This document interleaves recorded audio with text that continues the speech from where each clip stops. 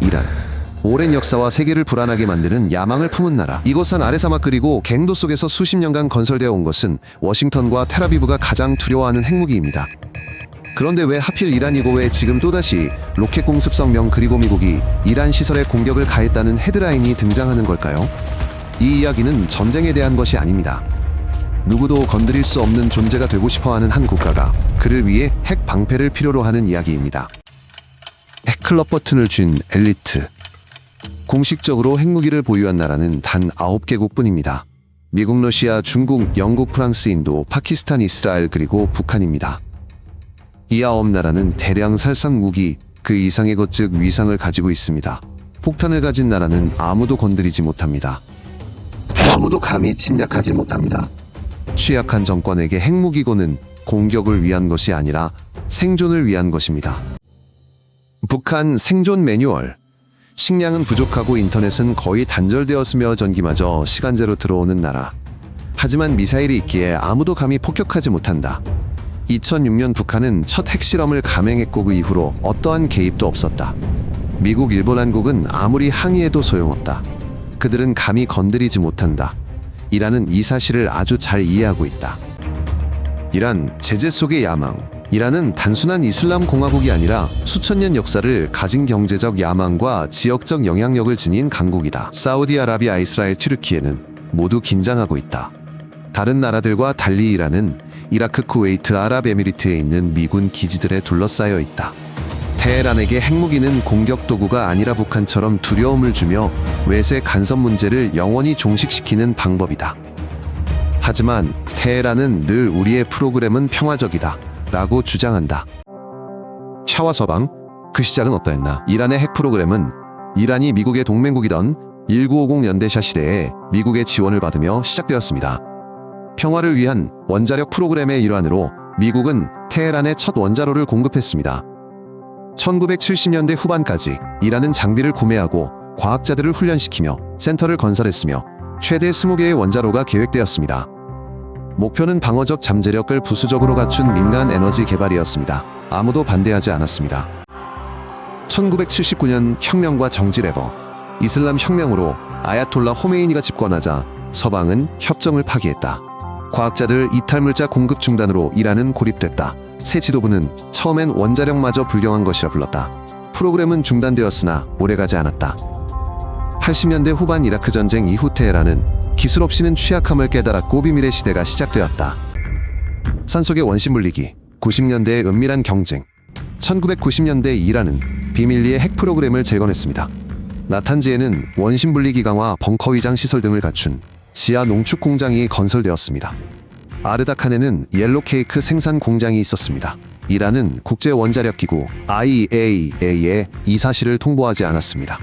이 시설들이 드러나자 전 세계는 충격에 빠졌습니다. 이 나라는 핵폭탄 제조에 거의 근접해 있었던 것입니다.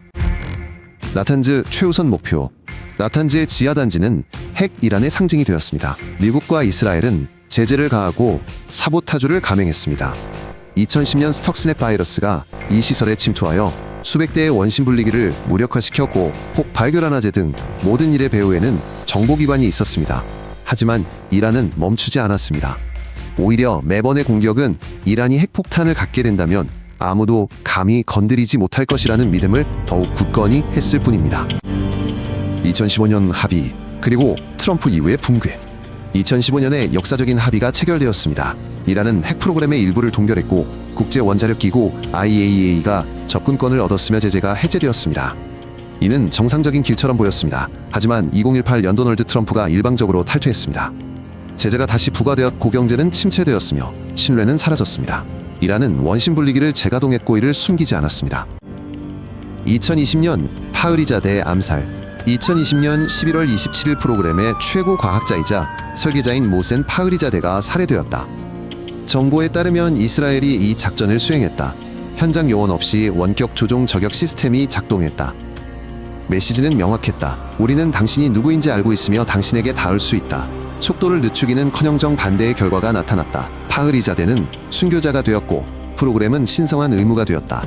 시설은 더 깊어졌고 보안은 강화되었으며 결의는 굳건해졌다. 2024에서 2025년이라는 어둠 속에서 벗어났다. 2025년경 이란은 농축도를 60% 이상으로 끌어올려 거의 무기급에 도달했다. 차세대 원심분리기가 자그로스 산맥 지하에 설치되어 고포르도와 이스파한 단지가 확장되었다. 위성에는 24시간 활동이 포착되었다. IAEA는 접근 불가의 불만을 표했다. 이스라엘은 경고했고 미국은 위협했다. 이란은 우리는 두렵지 않다 고 답했다. 2025년 6월 미국이 공습을 감행했다.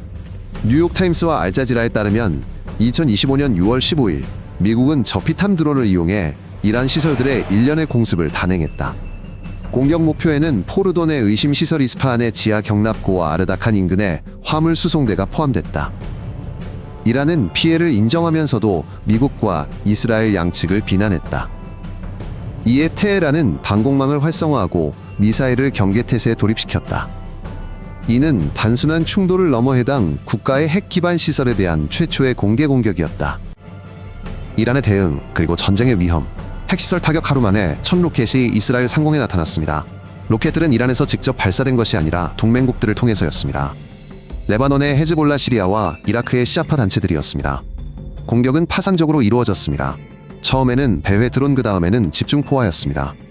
이스라엘은 아이언돔을 활성화했지만 특히 하이파와 골란 고원 주변에서는 일부 로켓이 뚫고 들어왔습니다. 이스라엘은 이란 파트너들의 기반 시설을 보복 공격했습니다. 시리아의 발전소, 레바논의 무기 창고, 이라크의 지휘 본부 등이었습니다. 이 모든 것은 더 큰 무언가의 서막처럼 느껴졌습니다. 공식적으로는 전쟁이 아니지만 모두가 이미 시작되었음을 알고 있다. 이란과 이스라엘은 외교적 서한을 주고받지 않고 공식적인 선전포고도 없었다. 하지만 공격은 거의 매일 벌어지고 있다. 이스라엘 정보당국은 위성사진을 공개하고 이란은 격추된 드론을 전시하고 있다. 페르시아만 상공에서는 미국과 이스라엘 항공기가 끊임없이 선회하고 있다. 이란의 주요 시설들은 공습과 사이버 공격 모두에 대비하여 이중보호를 받고 있다. 4월에는 포르도 핵시설의 전력 시스템을 무력화하려는 시도가 있었다. 이는 실패했다. 핵폭탄의 망령이 그 어느 때보다 현실로 다가오고 있습니다. 언론에 따르면 이란은 농축 우라늄과 기반 운반 시스템 등 마지막 단계만 남겨둔 모든 것을 갖추었다고 합니다. 남은 것은 조립뿐이며 모두가 두려워하는 순간이 바로 그것입니다. 이란이 우리는 핵무기를 가졌다 고 선언하는 순간 북한 시나리오가 재현되며 모든 것을 막기엔 너무 늦을 것입니다. 이스라엘은 이를 결코 용납하지 않을 것입니다. 미국은 이미 움직이고 있습니다. 갈등에 보이지 않는 부분, 지하 전쟁. 드론과 로켓이 지상에서 교전하는 동안 실제 전투는 다른 곳에서 진행된다. 인적, 네트워크 사이버전 그리고 감청. 올해 들어 이란에서는 모사드를 위해 이란 혐의로 30명 이상이 체포되었다. 이스라엘 영토에서는 친이란 활동가들이 구금되었다. 양측은 정보를 찾고 있으며 상대방이 한 발 앞서 있을까 두려워한다. 다른 강대국들을 간과해서는 안 된다. 중국, 러시아, 튀르키예는 대규모 전쟁이 그들 모두에게 영향을 미칠 것이므로 면밀히 주시하고 있다. 마지막 질문입니다. 이란은 이미 핵폭탄을 가지고 있을까요? 답은 알 수 없습니다. 공식적으로는 아니오입니다. 하지만 모두는 이미 벙커에 핵폭탄이 있는 것처럼 행동합니다. 이스라엘은 선제 공격을 준비하고 있습니다. 미국은 이 지역에서의 주둔을 강화하고 있습니다. 이란은 전략적 인내를 택하고 있습니다. 하지만 이 게임에는 한계가 있습니다. 한 번에 일제 사격한 데에 격추된 비행기 한 번의 잘못된 명령, 이 모든 것이 대화는 사라지고 핵 협박과 생존만이 남는 국면으로 치달을 수 있습니다. 이스라엘 선제 타격 전략. 이스라엘에게 핵무장 이란은 단순한 위협이 아니라 존재론적 위협이다. 1980년대 이래로 이스라엘의 교리는 적대적인 핵 프로그램은 개발 단계에서 파괴하는 것이었다. 이는 1981년 이라크와 2007년 시리아에서 그랬듯이 필요하다면 이란에서도 마찬가지일 것이다. 이스라엘은 기다리지 않고 행동한다. 모사드는 비밀 작전을 수행하고 드론은 정밀 타격을 가하며 사이버전은 끊이지 않는다. 폭탄이 나타나면 행동하기에는 너무 늦을 것이다.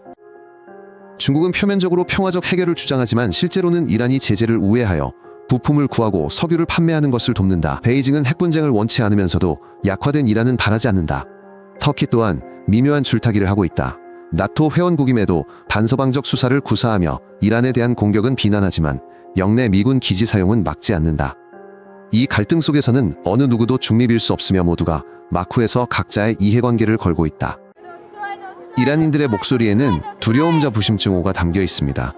테헤란 거리는 실제보다 고요해 보이지만 이는 기만적입니다. 젊은이들은 또 다른 전쟁을 두려워하 고기성 세대는 이란 이라크 분쟁의 참상을 기억합니다. 이란 방송에서는 증오와 자부심이 뒤섞여 그들의 로켓은 두렵지 않다 배신이 두렵다고 말합니다. 많은 이들은 폭탄이 독립을 가져올 것이라 믿지만 다른 많은 이들은 전쟁이 시작되면 평범한 사람들이 고통받을 것임을 이해합니다. 엘리트들이 벙커에 숨는 동안 평범한 이란인들은 주유소 줄에 서서 침묵을 지킵니다. 이란이 핵폭탄을 원하는 이유, 구호 없이 솔직한 답이다. 공격용도 아니고 이스라엘을 파괴하기 위함도 아니며 종교 때문도 아니다. 이란의 엘리트들은 20세기 미국과 소련이 가졌던 것과 같은 단순한 핵 공포 주고리를 건드리면 대응할 것이라는 보장을 원한다. 이란은 이라크, 리비아, 시리아에 무슨 일이 일어났는지 목격했다. 그들은 무기를 포기했다가 파괴되거나 혼돈 속으로 빠져들었다. 테헤란에서는 그것을 역사에서 얻은 교훈이라고 부른다. 핵폭탄은 공격 도구가 아니라 갑옷이다. 아무도 공개적으로 말하지 않더라도 그것은 이미 모든 협상 제재 그리고 공격에 영향을 미치고 있다. 그것은 아무도 외면할 수 없는 그림자처럼 공중에 떠 있다.